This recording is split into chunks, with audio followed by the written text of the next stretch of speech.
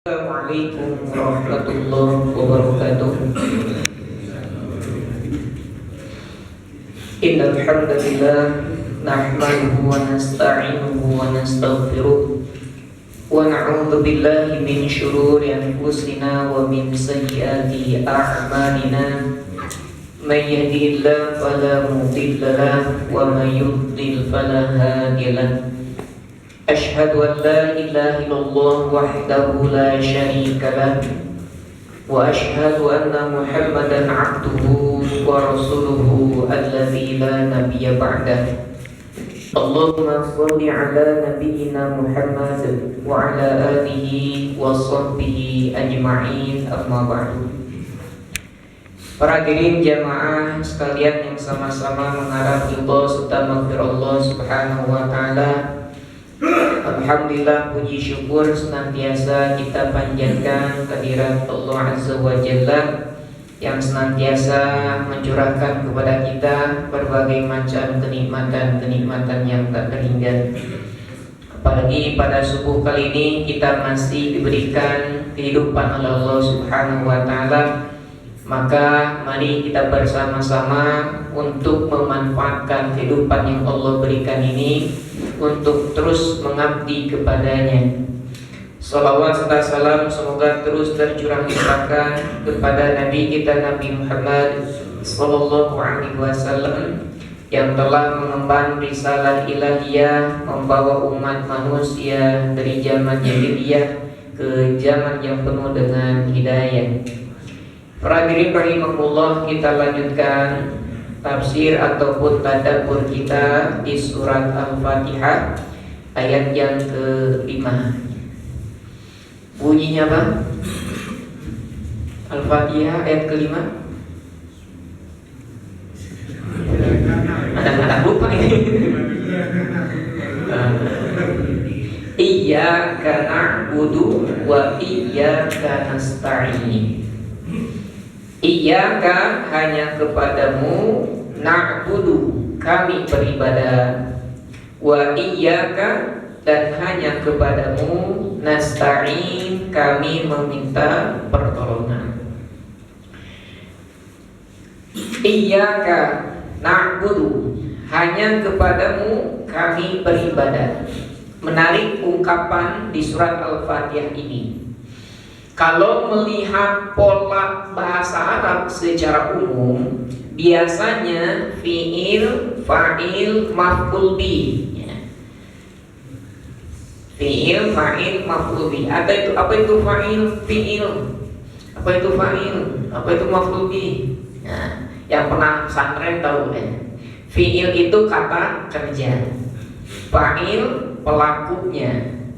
Maf'ul bih objeknya. Kalau dalam bahasa Indonesia misalkan ibu memasak nasi, itu pola bahasa Indonesia SPOK.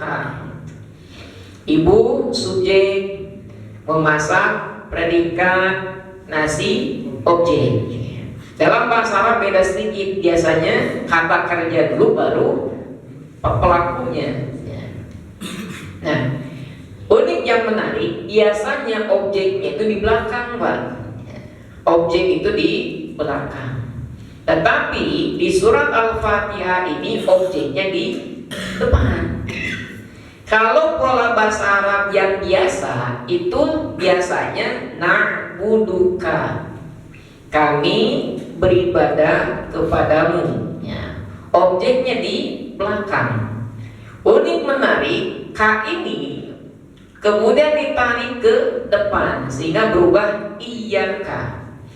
Maka dalam bahasa Arab perubahan ini menyimpan maf'ul bih ataupun objek di depan mempunyai faidah lil hasri, menunjukkan kekhususan. Maka kita terjemahkan hanya kepadamu. Nah, itu menunjukkan kekhususan. Na'budu kami beribadah. Nah, itu salah satu di antara faidah yang sangat luar biasa. Kenapa mendahulukan maf'ul bih? Kenapa mendahulukan objek daripada subjek dan juga predikatnya? Itu menunjukkan lil hasri, menunjukkan kekhususan. Artinya kita hanya beribadah kepada Allah Subhanahu wa ta'ala, tidak beribadah kepada yang lainnya. Kalau kita misalkan mempunyai ungkapan kepada istri kita, apa bilangnya? Wahai istriku, Umi, sayang, saya cinta kepadamu. Saya cinta kepadamu. Dengan ungkapan hanya kamu yang saya cintai. Beda tidak, Pak? Antara satu dan kedua. Saya cinta kepadamu, hanya kamu yang saya cintai. Beda sama? Beda. Bedanya apa? Kalau yang pertama, saya cinta kepadamu, wahai istriku, saya cinta kepadamu, berarti ada kemungkinan dia cinta kepada istri yang lain.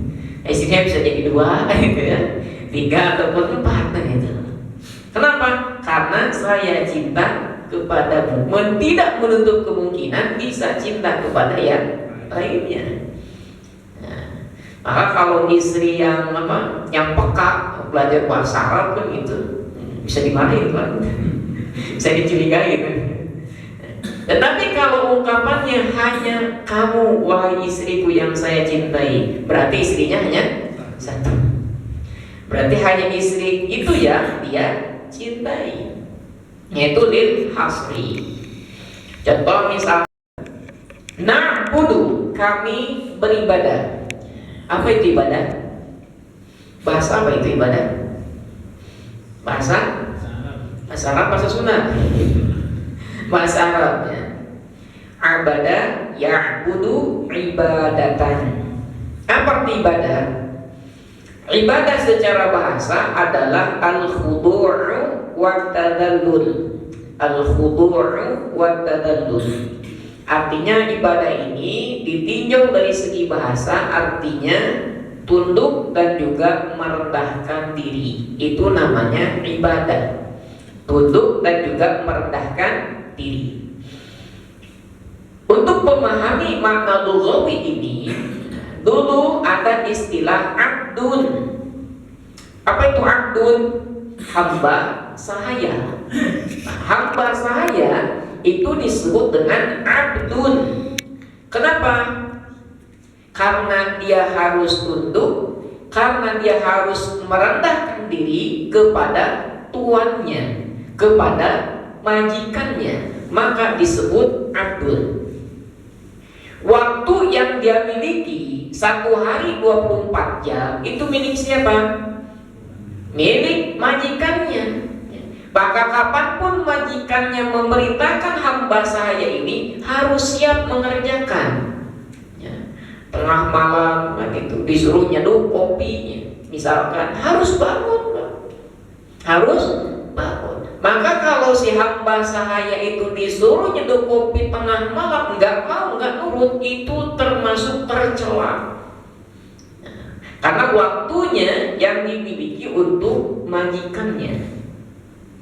Kemudian aktivitas kehidupan sehari-harinya itu milik majikannya. Maka apapun yang diperintahkan oleh majikannya harus ya dikerjakan, kapanpun waktunya. Kemudian hasil kerjanya itu milik siapa? Hasil kerjanya itu milik majikannya. Bahkan dirinya pun itu milik majikannya, Pak. Maka abdun, hamba sahaya itu bisa diperjualbelikan. Tak ubahnya seperti motor, mobil, benda yang lainnya bisa dijual belikan. Itu abdun. Maka secara bahasa, sekali lagi, yang namanya ibadah itu adalah al-khudu'u wa tadallul. Tunduk dan juga merendahkan diri. Kalau secara istilah, banyak yang diungkapkan oleh para ulama berkaitan dengan definisi ibadah. Salah satunya yang diungkapkan oleh Syekhul Islam Ibnu Taimiyah, bahwa ibadah itu adalah ismun jami'un likulli ma yuhibbuhullahu wa yardah. Yang namanya ibadah ini adalah satu nama yang mencakup segala sesuatu yang Allah cintai dan juga Allah ridhai. Ya, umum namanya. Selama itu menjadikan Allah cinta, menjadikan Allah ridha, maka itu adalah ibadah. Minal af'ali wal aqwali, baik berupa pekerjaan ataupun ucapan, al-dhahirah wal batinah, yang nampak maupun tersembunyi. Selama hal-hal tersebut akan mendapatkan cintanya Allah dan juga keridhaan Allah, maka itu namanya ibadah. Ya. Nanti para ulama tuh membagi dua ibadah itu. Ada yang ibadah mahdhah, ada yang ibadah ghair mahdhah. Ibadah mahdhah sifatnya ibadah ritual. Kalau ghair mahdhah ibadah yang sifatnya sosial. Ibadah mahdhah, ibadah yang sifatnya ritual, maka perlu dua hal yang senantiasa terkait, antara niat dan juga kaifiat. Niat itu motivasinya, tujuannya apa. Yang kedua adalah kaifiatnya, bagaimana tata caranya. Ya. Kemudian yang kedua adalah ibadah ghair mahdhah. Kalau ibadah ghair mahdhah, ibadah sosial, nah ini akan lebih lentur. Yang dibutuhkan hanya niat saja, kaifiatnya bisa inovasi sendiri. Nah, kembali ibadah mahdhah, misalkan apa? Sholat. Sholat itu adalah ibadah mahdhah, ritual. Maka niat dan kaifiatnya harus benar. Niatnya harus lillah, karena Allah. Kalau niatnya tidak lillah, sholatnya bagaimana Pak? Diterima tidak? Enggak diterima. Maka poin penting yang pertama adalah niatnya. Makanya ya, sebagai contoh, ada seorang pemuda, dia mau melaksanakan sholat berjamaah. Ternyata yang jadi imamnya itu calon mertuanya. Jarang sholat pemuda ini, gitu. Ketika sholat bermakmum dia kepada calon mertua. Calon mertuanya namanya Amin, namanya Amin. Dia bingung kan itu. Ketika baca Al-Fatihah Bismillahirrahmanirrahim sampai waladhdallin, bagaimana ini? Bilangnya amin langsung atau Bapak Amin? Dia berpikir kalau amin doang, oh gak sopan kan itu. Maka ketika waladhdallin, Bapak Amin dan itu ada bapaknya nih. Maka itu tidak sah. Kenapa? Karena niatnya sudah keliru kan gitu. Sholatnya karena mertuanya kan itu. Kalau nggak ada mertua ya nggak sholat kan itu. Ya. Apalagi kaifiatnya dirubah. Ya. Sholat subuh 2 rakaat mentang-mentang masih segar kan itu. Ya. Wah, 2 rakaat saja pahalanya besar. Apalagi 20 rakaat, mampulah kan itu ya. 2 rakaat di 20 rakaat ya. Mentang-mentang masih segar. Kenapa berpikiran 2 rakaat saja pahalanya besar, apalagi 20 kan gitu. Seperti halnya Bapak dikasih gaji mending 2 juta, mending 20 juta. Mending mana Pak? 20 juta. Cuma masalahnya itu kemana lagi? Nah, kan itu. Maka harus kaifiatnya harus sesuai. Kalau sholat subuh 2 rakaat jadi 2 rakaat, jangan ditambahkan, jangan dikurangi. Makanya dalam sholat Rasul mengatakan sallu kama ra'aitumuni usolli. Sholatlah kalian sebagaimana kalian melihatku sedang sholat. Nah, itu untuk para sahabat gampang. Sholatlah kalian sebagaimana kalian melihatku sedang sholat. Para sahabat enak, tinggal melihat langsung bagaimana Rasulullah SAW sholat. Nah, kita hari ini Pak Rasulnya ada pak? Rasulnya sudah tiada. Bagaimana kita melihat Rasul sholatnya? Harus baca hadis-hadisnya, ya. Bagaimana takbiratul ihram, kan itu sampai salamnya itu ada di hadis-hadis Rasulullah Shallallahu Alaihi Wasallam secara rinci.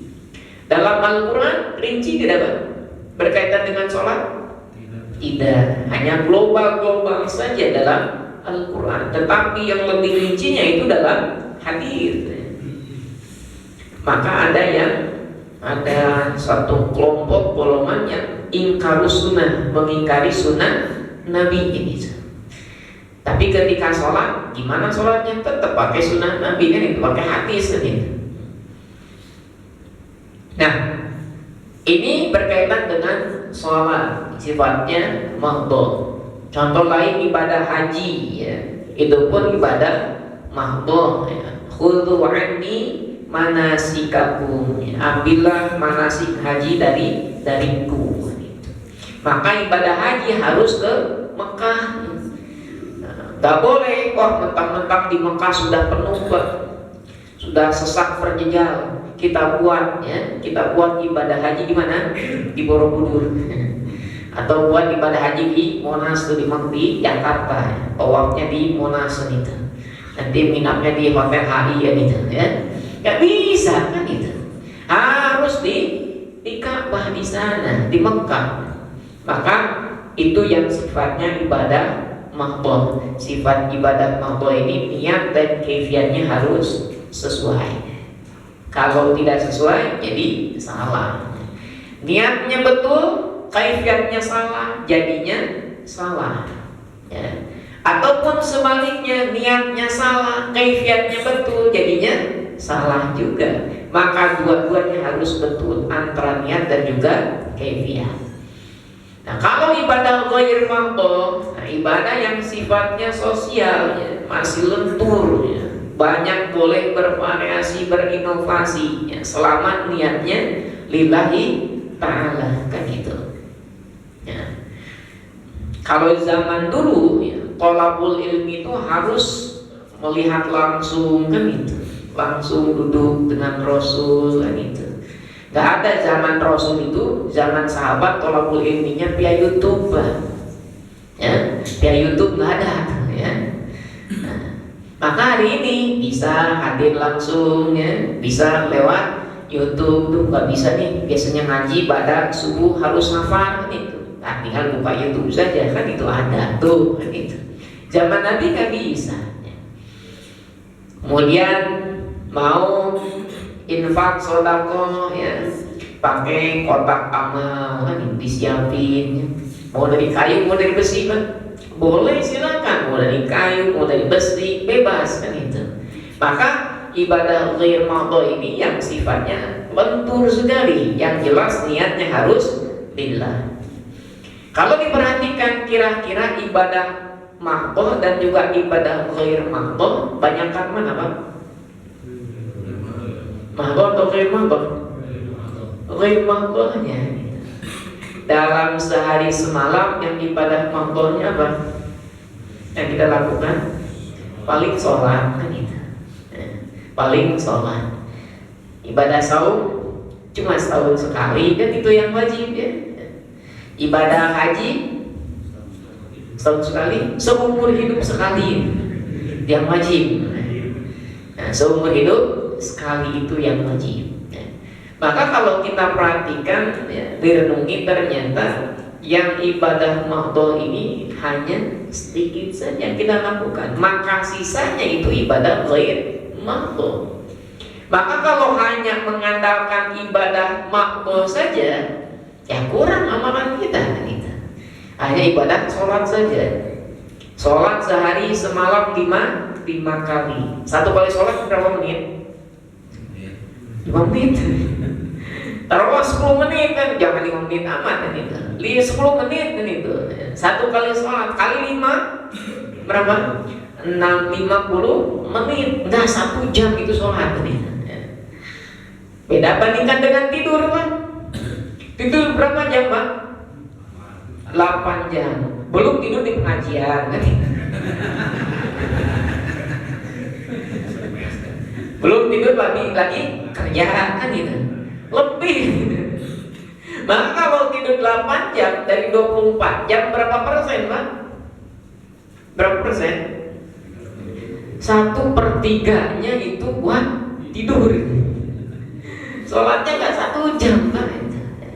Maka tidur pun bagaimana bagi kita harus menjadi ibadah, kan gitu.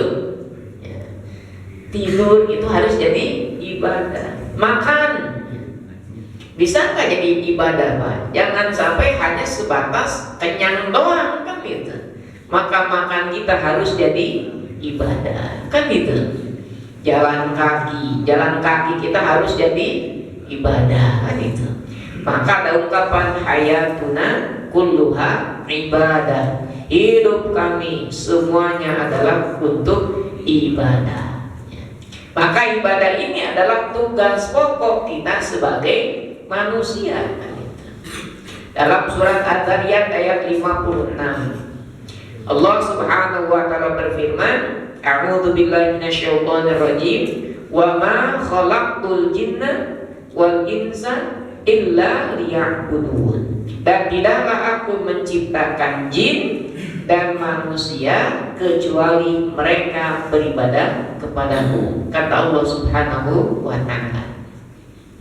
Maka tugas kita adalah, tugas pokok kita adalah ibadah. Cari nafkah untuk anak istri itu ibadah. Maka kerja kita ibadah. Mau kerja di perusahaan, mau kerja jadi guru, mau kerja jadi tukang beca, mau kerja jadi tukang sampah, harus jadi ibadah. Semua pekerjaan kita jadikan ibadah, kan itu. Kemudian iyyaka na'budu. Kalau lihat susunan dari awal, Bismillahirrahmanirrahim, Alhamdulillahirabbil alamin, Arrahmanirrahim, Maliki yaumiddin. Itu semuanya berkaitan dengan khitabnya adalah untuk ghaib. Orang ketiga dia, kita sedang membicarakan Allah Subhanahu wa ta'ala. Tetapi ketika ayat yang kelima, iyyaka, berubah tuh. Asalnya dhamirnya ghaib menjadi mukhatab, dhamir kedua, kata ganti kedua, hanya kepadamu. Nah, di sini berarti harus menghadirkan Allah Subhanahu wa ta'ala, diri kita merasa diawasi, merasa dipantau langsung oleh Allah Subhanahu wa ta'ala, seolah-olah Allah berada di hadapan kita. Maka perhatirin rahimakumullah, dalam ilmu balaghah, perubahan ini, perubahan dari khitabnya ghaib kepada mukhatab, itu namanya iltifat. Iltifat dalam ilmu balaghah. Untuk apa itu? Lil ihtimam, untuk menunjukkan betapa pentingnya. Maka nanti ada yang namanya ihsan, kan itu. Ihsan itu apa?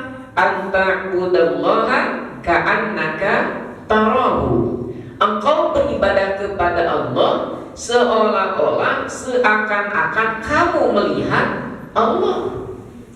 Fa in lam takun tarahu fa innahu yaraka. Dan jika kamu tidak melihat Allah, dan pasti kita tidak bisa melihat Allah, maka ingat, fa innahu yaraka, sesungguhnya Allah melihat kita. Maka kira-kira Pak, kalau ada pekerja, biasanya ada namanya itu Pak, mandor gitu. Ada pengawasnya. Orang kalau ada mandor, dilihatin oleh pengawasnya, kira-kira kerjanya bagus atau asal-asalan Pak? Biasanya rata-rata bagus begitu. Kebangun rumah, ada tukangnya, ada kita yang punya rumahnya, memperkerjakannya, rajin gitu. Tapi pertanyaan, ketika mandornya nggak ada, kitanya nggak ada, bagaimana kerjanya? Asal gitu. Maka ihsan ini dibutuhkan untuk apa? Supaya ibadah yang kita lakukan adalah ibadah yang terbaik kualitasnya, tidak asal-asalan. Kenapa? Karena kita merasa dilihat, merasa dipantau langsung oleh Allah Subhanahu wa Ta'ala. Kan gitu. Maka ini begitu luar biasa bahwa ketika kita beribadah kepada Allah, khususnya ketika sholat, kita merasa dilihat, merasa dipantau oleh Allah Subhanahu wa Ta'ala. Segala ibadah kita makanya menjadi berkualitas. Nah, kemudian kembali ibadah mahdhah. Ibadah mahdhah harus sesuai dengan kaifiyatnya. Hadisnya saya kira masyhur, man ahdatsa fi amrina hadza ma laysa fihi fahuwa raddun. Barang siapa yang membuat suatu perkara baru dalam urusan agama kami, maka itu adalah sesuatu yang tidak ada asalnya, maka perkara tersebut tertolak. Kan gitu. Maka ibadah mahdhah ini harus sesuai kaifiyatnya. Ibadah yang Allah perintahkan, tugaskan kepada kita berat atau ringan, Pak? Berat atau ringan? Berat ringan? Ringan, Pak. Tadi sholat saja kan nggak 1 jam. Coba kalau Bapak melihat petani, Pak, ya. Melihat petani ketika dia bercocok tanam, itu rukunya bisa berjam-jam, Pak, ya. Nah, rukunya bisa berjam-jam. Nanam padi kan gitu, Pak, ya. Sambil ruku itu, ya. Gak bisa nanam padi sambil berdiri kan gitu. Sambil ruku, Pak, ya. Nanam padi itu mundur, ya. Tuh, nanam mundur. Ada walaupun ada yang maju, Pak, ya. Nanam padinya sambil maju. Nah, ternyata lebih mudah. Sholat nggak nyampe 1 jam dari 24 jam yang Allah sediakan. Ibadah apa lagi? Ibadah zakat. Berapa persen, Pak, dari harta kita? Cuma 2,5% katakanlah rata-rata.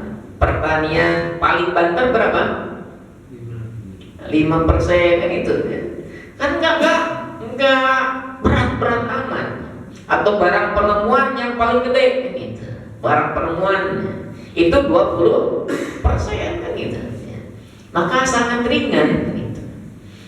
Zakat, kemudian apa? Saum cuma 1 bulan dari berapa bulan? 12 bulan gitu. Yang wajib hanya 1 bulan. Ringan gitu. 1 bulan berapa hari, Pak? Berapa? 29, 30.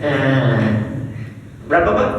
29, 30, 31. Nah, itu kalau tahunnya Masehi. Tapi menurut pandangan tahun Hijriah, 1 bulan itu antara 29 dan juga 30.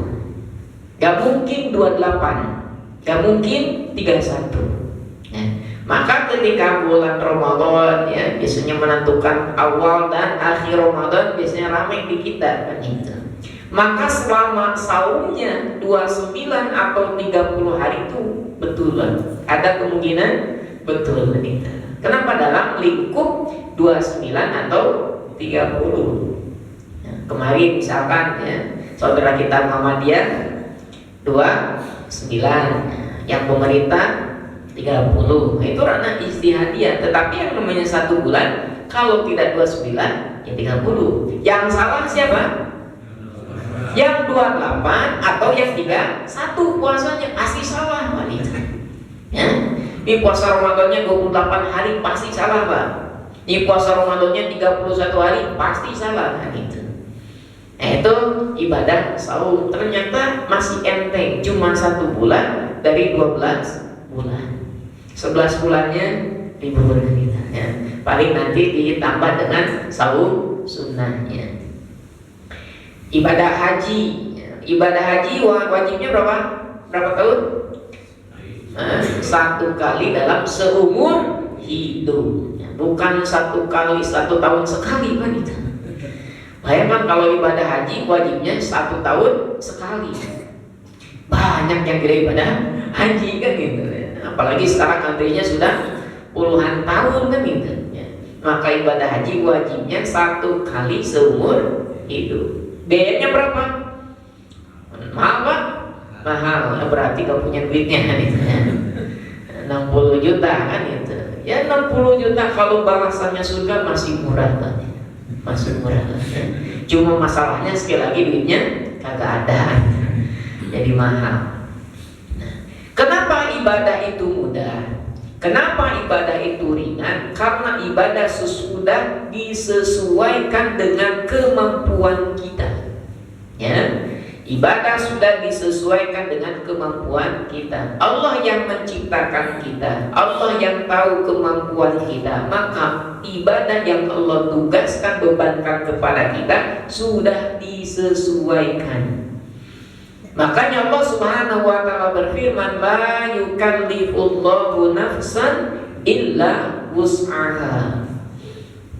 Tidaklah Allah memberikan beban, tugas, kewajiban kecuali orang tersebut, jiwa tersebut mampu melaksanakannya sesuai dengan kemampuan. Pernah nggak Allah ataupun Rasulnya menyuruh sholat sambil terbang, Mbak? Nggak akan. Orang terbangnya juga nggak bisa kan itu, mustahil. Ada nggak Allah menyuruh kita sholat sambil tenggelam? Nggak ada. Kenapa? Karena sudah sesuai dengan kemampuan kita ya. Saum tidak 24 jam full gitu. Sudah ditakar kemampuan. Bahkan dalam ibadah itu ketika tidak mampu karena sesuatu hal, karena sakit, ada udzur, maka nanti ada rukhsah kan gitu. Nah, itu ibadah pas sudah disesuaikan. Sholat harus berdiri. Qadarullah sakit, gak bisa berdiri, bisanya duduk. Sholat jangan sholat walaupun harus duduk, walaupun sambil duduk. Duduk juga gak bisa ini. Bisanya hanya berbaring saja, terlentang di kasur gitu. Gak bisa duduk. Sholat yang tinggalin? Tidak. Sholat sambil berbaring. Gerakan tangan gitu. Allahu Akbar, masih bisa angkat. Ternyata Pak, gak bisa gerak sama sekali Pak. Cuma hanya berbaring. Bagaimana Pak? Sholatnya masih wajib? Wajib baik. Bagaimana caranya? Walaupun dengan kedipan mata. Walaupun dengan kedipan mata. Maka kedipan mata itu bisa jadi ibadah. Dan juga bisa jadi dosa. Kedipin apa? Cewek lain kan gitu. Itu kan gitu. Berkedip itu bisa jadi ibadah. Sudah terlentang, maka hanya bisa dengan kedipan mata, kejaman mata, maka ibadah dengan kedipan mata, sholatnya dengan kedipan mata. Ternyata sudah gak bisa berkedip sama sekali Pak. Bagaimana? Disolatkan. Udah beres tuh kan itu. Gampang. Zakat, maka zakat ada istilah haul, ada istilah nisab. Haul ukuran periodiknya, apakah itu 1 tahun kan gitu. Kalau pertanian berarti per panen kan gitu. Ada nisabnya, ada ukuran minimalnya berapa kita wajib mengeluarkan zakat kan gitu. Ya, misalkan emas, ya, emas simpanan harus berapa? 1 tahun haulnya, kemudian nisabnya berapa? 85 gram. Maka ketika nggak punya emas selama 1 tahun, wajib nggak zakat Pak? Wajib kan? Nggak wajib. Kalau emasnya juga kagak ada. Ya. Punya emas Pak, setahun cuma 5 gram. Wajib tidak? Tidak wajib tuh. Kan itu begitu ringannya, begitu mudahnya. Ibadah haji 60 juta kita punya uang 100 juta. Sudah giliran kita naik haji. Ternyata apa? Pesawat terbangnya nggak bisa terbang. Gak ada pesawat yang terbang. Pakai perahu, perahunya nggak ada yang berlayar. Wajib tidak? Wajib tidak Pak? Tidak Pak itu. Emang bisa goes Pak sana melewati lautan goes berenang nggak bisa. Maka udah gugur tuh gitu. Manis tatoa ilaihi sabila. Kalau nggak bisa ya gimana kan? Maka begitu mudahnya ibadah-ibadah yang Allah tugaskan, ibadah yang Allah wajibkan kepada manusia. Kenapa? Karena sudah diukur sesuai dengan kemampuan manusia.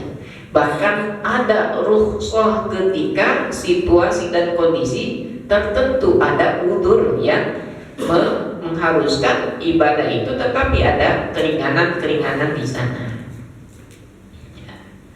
Kemudian yang namanya abdun, man hamba sahaya, maka ada abdullah, ya, hamba Allah.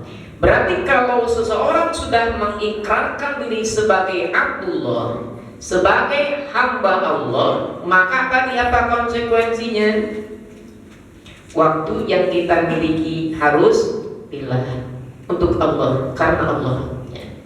Yang kedua, hasil kerjanya pun harus lillah, karena Allah. Aktivitasnya karena Allah, lillah itu. Bahkan diri kita pun milik Allah. Maka ada ungkapan qul inna sholati wa nusuki wa mahyaya wa mamati lillahi rabbil alamin. Katakanlah, sesungguhnya sholatku, ibadah nusukku, duit gitu. Ya bagaimana mencari duit, yang penting punya duit, yang penting banyak duit, banyak harta. Maka dia nanti mengabaikan apakah harta ini halal atau haram gitu. Yang haram saja diembat gitu, apalagi yang halal. Yang penting duit gitu, yang penting jual gitu. Ya, itu hamba harta, ya. Mengampakkan dirinya kepada harta. Bahkan ada ungkapannya, zaman hari ini jangankan pekerjaan yang halal, pekerjaan yang haram pun susah. Setuju Pak? Nggak setuju begitu. Nah ini bisikan dari setan gitu ya. Emang nggak ada pekerjaan yang halal? Emang susah pekerjaan yang halal Pak? Ada nggak orang yang nganggur Pak? Pernah saya sampaikan sering kalau masalah ya. Saya sampai hari ini nggak yakin bahwa tidak ada seorang pun yang hidup hari ini nganggur.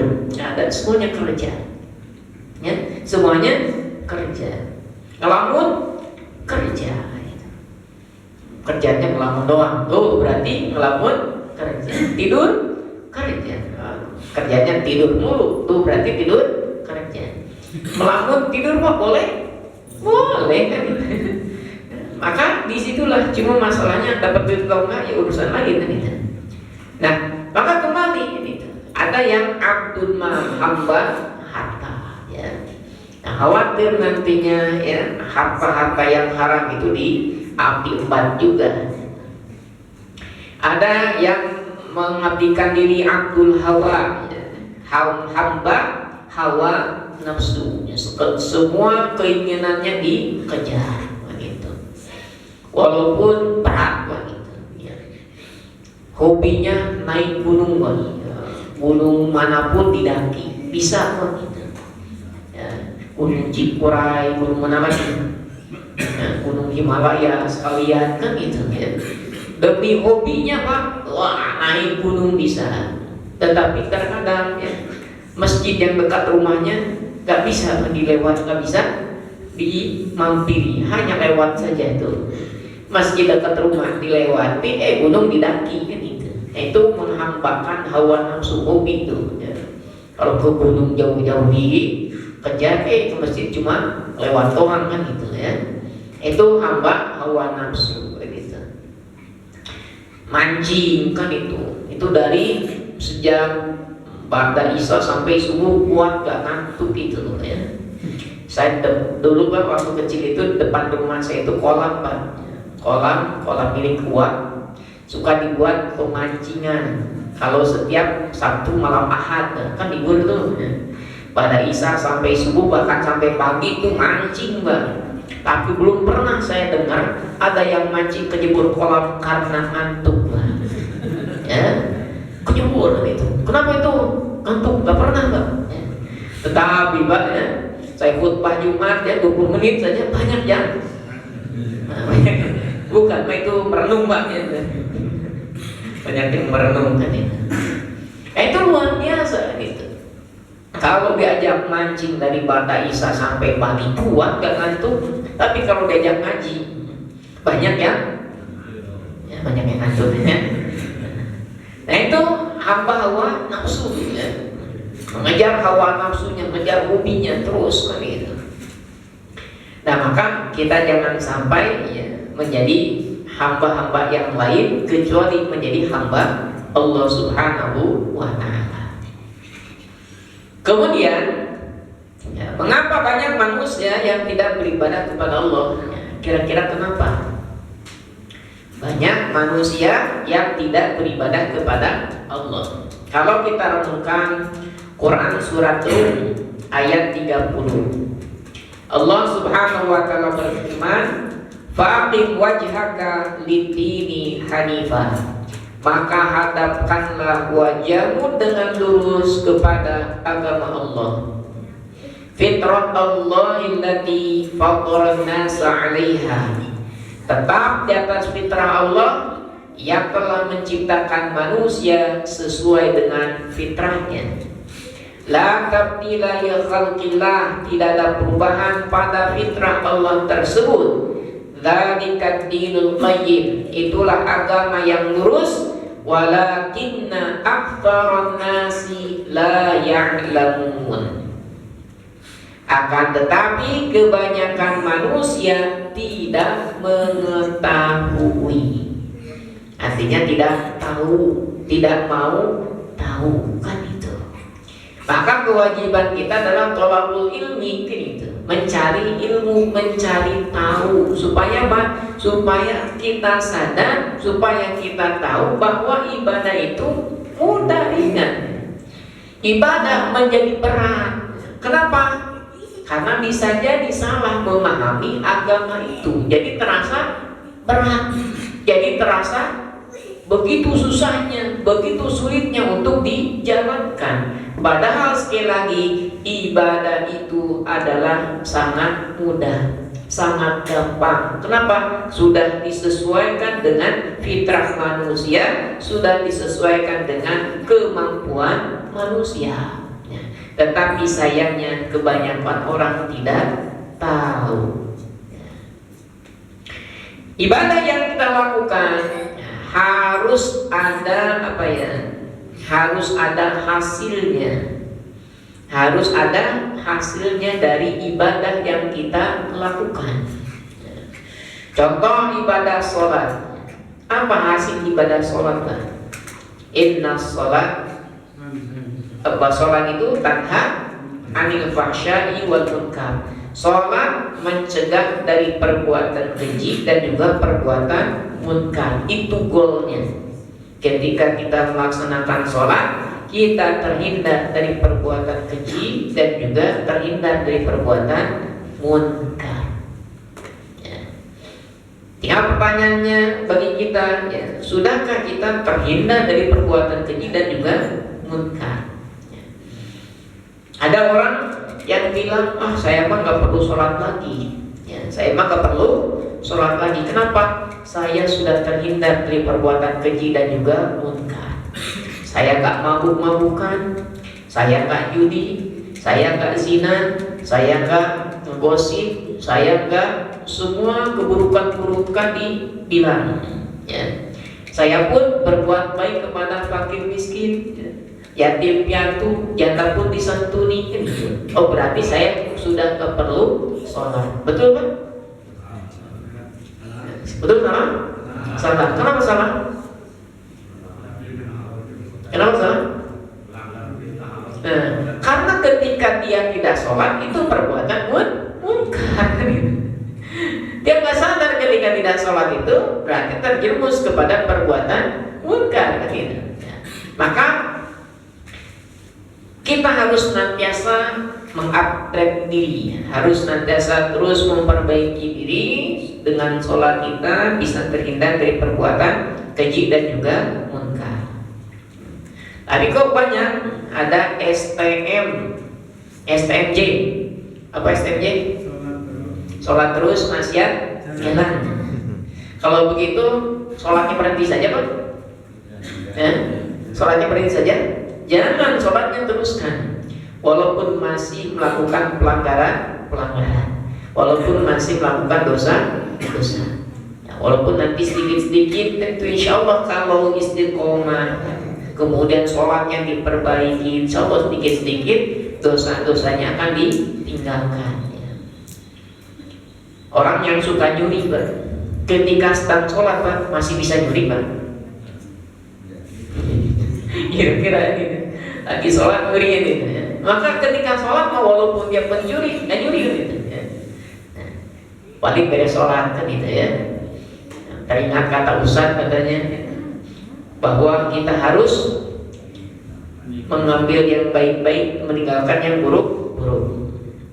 Dia berangkat dari rumah pakainya sendal jepit ya, sendal jepit yang sudah usang jelek kan gitu. Pulangnya pakai sendal yang bagus. Tinggalkan yang buruk-buruk, ambil yang baik-baik. Salah kan gitu ya. Itu sholatnya. Kemudian ibadah saum kan itu. Nah, ini yang viral kan sering sebagai bahan materi. Ya ayyuhalladzina amanu kutiba alaikumusiyam kama kutiba alal ladzina min qablikum la'allakum tattaqun. Saum harus membentuk diri kita menjadi orang-orang bertakwa kan itu. Zakat, khudh min amwalihim shadaqatan tutahhiruhum wa tuzakkihim biha. Bahwa zakat yang kita keluarkan harus bisa membersihkan diri kita, mensucikan harta kita kan itu goalnya. Kemudian ibadah haji harus zikirnya lebih bagus lagi kan itu. Ada goal-goal yang hendak kita raih, yang hendak kita tuju ketika kita beribadah kepada Allah Subhanahu wa Ta'ala. Maka inti goal kita ketika beribadah itu adalah menjadi hamba Allah yang bertakwa ya. Maka inti goalnya menjadi hamba Allah yang bertakwa. Ketika sudah menjadi hamba Allah yang bertakwa di hadapan Allah Subhanahu wa Ta'ala, maka kemuliaanlah yang kita dapat. Inna akramakum indallahi atqakum. Sesungguhnya yang paling mulia di antara kalian adalah orang yang paling bertakwa di antara kalian. Nah, maka bedanya abdun hamba sahaya dulu dengan Abdullah. Kalau abdun hamba sahaya derajatnya rendah, hina, tetapi kalau menjadi Abdullah pasti dia akan mulia. Maka sekali lagi ketika kita membaca ayat iyyaka na'budu ya, betul-betul menjadi perhatian kita, meresapi bahwa kita hanya beribadah kepada Allah dan kita tidak beribadah kepada selain Allah Subhanahu wa Ta'ala. Maka dosa yang paling besar adalah dosa syirik, menyekutukan Allah Subhanahu wa Ta'ala. Para hadirin rahimahullah, mungkin ini saja dulu yang bisa disampaikan. Mudah-mudahan ada guna serta manfaatnya untuk kita semua, terutama dalam rangka meningkatkan kualitas ibadah kita kepada Allah Subhanahu wa Ta'ala. Ada sedikit waktu, barangkali kalau ada pertanyaan ataupun tambahan dipersilakan.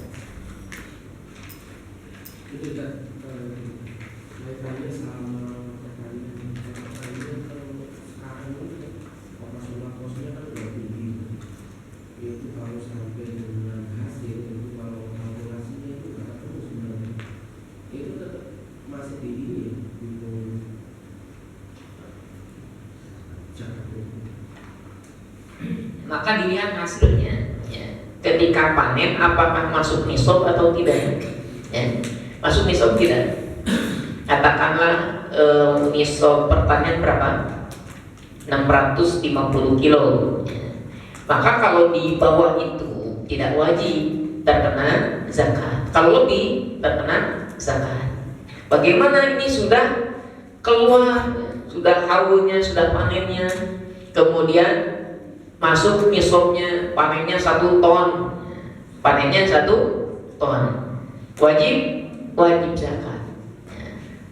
Kemudian untuk operasionalnya ternyata enggak nutup, bagaimana Pak? Tetap saja wajib, gitu.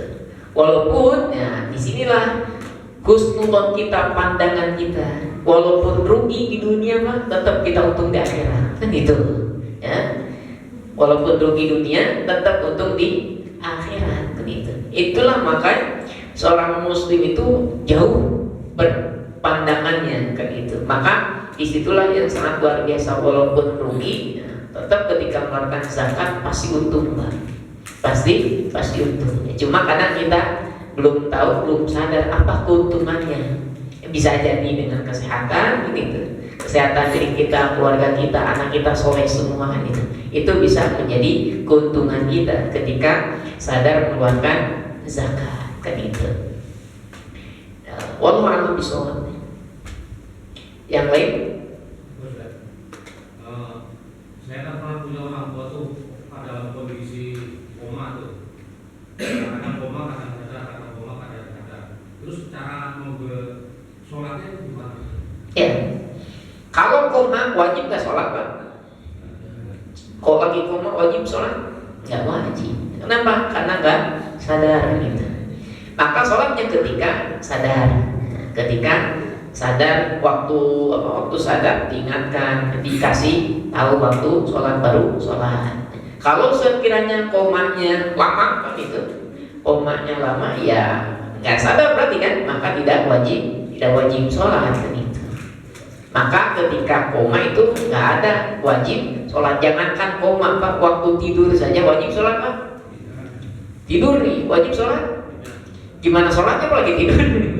Ya, maka ketika koma tidak wajib sholat. Kita hanya ketika sadar, ingatkan waktu sholat. Maka dia sholatnya sesuai dengan kemampuan tadi. Hanya bisa dengan kedipan mata. Kalau nggak bisa sama sekali, ya nggak wajib. Kalau sudah koma nggak sadar, ya. Wallahu a'lam bishawab. Itu kemudahan ada rukhsah, ya. Rukhsah ketika melaksanakan sholat untuk yang sakit, ya, untuk yang sedang koma. Maka disitulah kemudahan, ya, sesuaikan dengan tingkat kemampuannya. Kalau sedang koma, ya nggak wajib sholat. Ketika sadar baru kita kasih tahu. Jam 12 sadar kan itu, ya. Maka kasih tahu jam 12 sudah masuk waktu zuhur, gitu. Barangkali mau sholat, gitu. Nah, sholatnya nanti sesuaikan dengan kemampuannya. Nggak bisa gerak dengan kedipan mata. Apa? Bacanya dalam hati kan? Tetap dia baca, cuma gerakannya dengan mata. Hatinya kan tetap sadar, berarti kan? Hatinya sadar. Allahu Akbar. Walaupun tidak mengucapkan Allahu Akbar, nggak bisa terucap Allahu Akbarnya. Maka dalam hati itu. Ketika mau ruku, kedipan lagi, baca doa ruku. Mau sujud, kedip lagi, baca doa sujud, gitu. Dengan kedipan mata. Itu ibarat untuk menggantikan gerakan. Kalau bacanya mulut sudah nggak bisa gerak dengan hati, ya. Itu di situ udah nggak bisa gerak sama sekali dengan hatinya masih kolek kan, masih sadar, berarti masih bisa. Sekarang yang pikun orang tua kita misalkan sudah lewat usia tertentu, pikun Pak, keinget sama sekali, wajib tidak? Tidak. Kalau sudah pikun gak wajib sholat. Bagaimana nanti? Ya dilihat nanti hisabnya ketika sadar, itu masa udahnya seperti apa sebelum pikun. Maka kalau sudah pikun, ya sudah, tidak ada kewajiban untuk melaksanakan sholat lagi karena sudah pikun. Maka orang yang pikun ini sama seperti anak bocah yang belum, akal pikirannya belum sempurna. Anak bocah usia 4 tahun, itu 3 tahun, 5 tahun wajib nggak sholat? Ya enggak. Maka kembali ke umur anak lagi. Maka yang pikun tidak wajib sholat. Apakah mesti disolatin oleh anggota keluarga yang lain? Hah? Oh, nanti sholat subuh si cikal gitu. Diwakili. Yang kedua nanti zuhur anak kedua, asar anak ketiga, maghrib anak keempat, isya anak kelima. Diwakili Pak? Enggak, ya. Udah itu sudah di luar taklif dan itu. Yang pikun sudah tidak wajib melaksanakan sholat. Cukup. Kita tutup saja dengan doa kafaratul majlis. Subhanaka Allahumma wa bihamdika asyhadu an la ilaha illa anta astaghfiruka wa atubu ilaik. Wassalamualaikum warahmatullahi wabarakatuh.